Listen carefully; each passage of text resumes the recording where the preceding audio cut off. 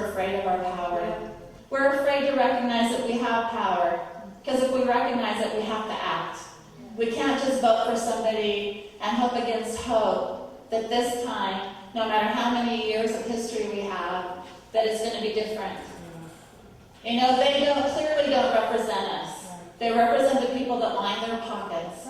And we're the ones that know what's best for our families, our communities, our states, our intentional communities. They could care less. So until we organize to make sure that we exist in a healthy community, nothing's going to change. So I'll take questions now.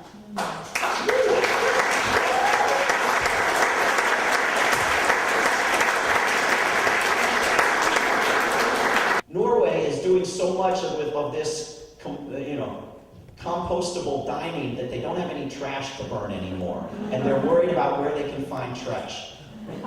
Not exactly the same. So at some point, we have to work on getting the history right, even when it's the really, really recent history, even when it's what just came out. When the New York Times put on its cover, the president goes through a list of people every Tuesday picking who to kill, and it was talked about on all the television stations. The White House knew that only the people who wanted to see that were going to see that, and the people who didn't want to see it weren't going to form the right opinion about it. They were going to not see it.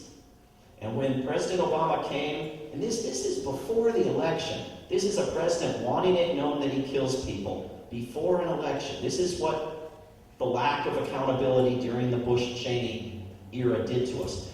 And when President Obama came to Charlottesville, Virginia to speak, and people were lined up for a quarter mile to get in, we made flyers that looked like official event flyers, and we went and gave them to everybody in line.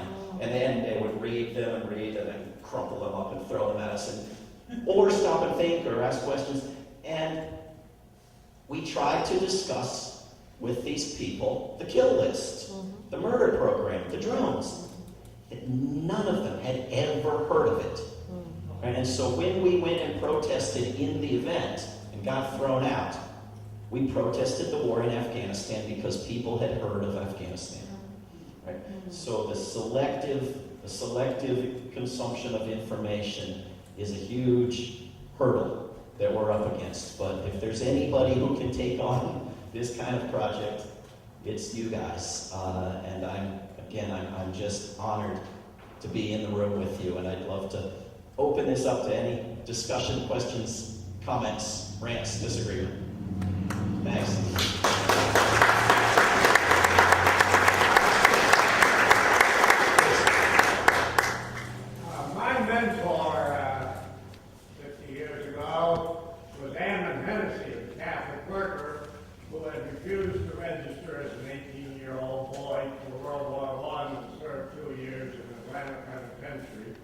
Then was eligible and refused to register for World War II.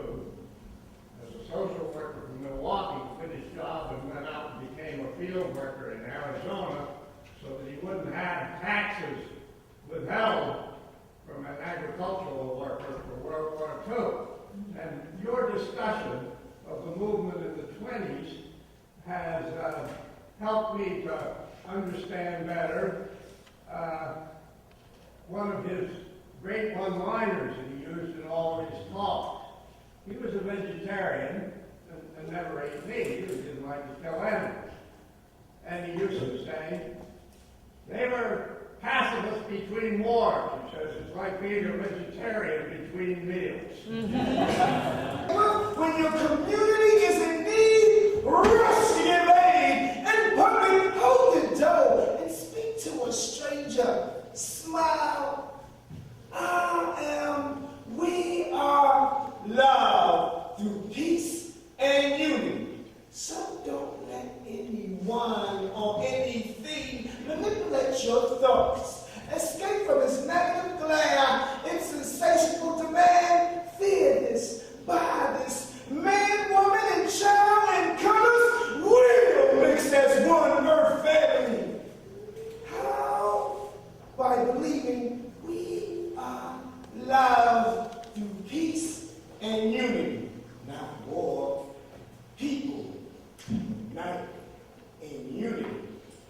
trust.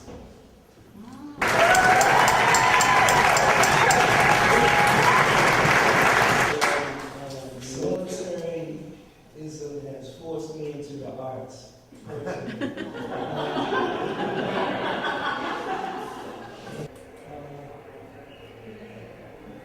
These are members of Veterans for Peace.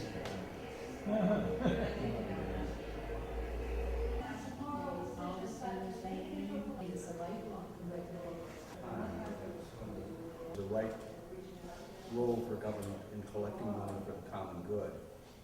I believe that deeply, and in fact I believe they should be collecting more money for the common good from people who have uncommon wealth.